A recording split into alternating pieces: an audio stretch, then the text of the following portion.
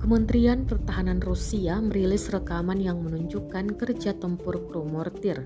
Rekamannya diunggah di Telegram resmi Kemhan Rusia pada Rabu 26 Oktober 2022. Kami bekerja terus-menerus, kata Komandan Militer Rusia di lapangan.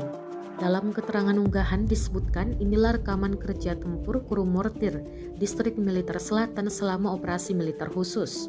Serangan tepat mengenai benteng target lapis baja dan tenaga musuh pada jarak maksimum.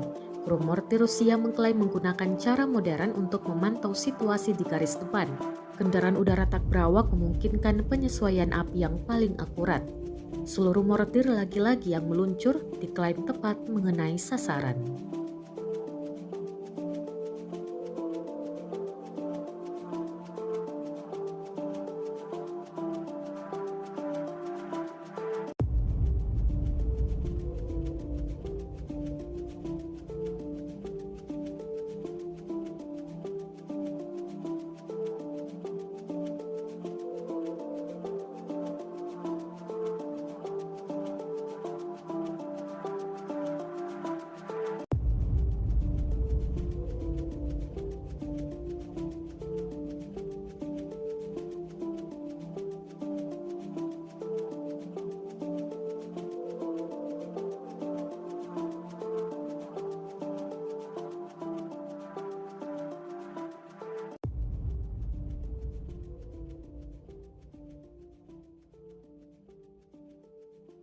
Terima kasih sudah nonton.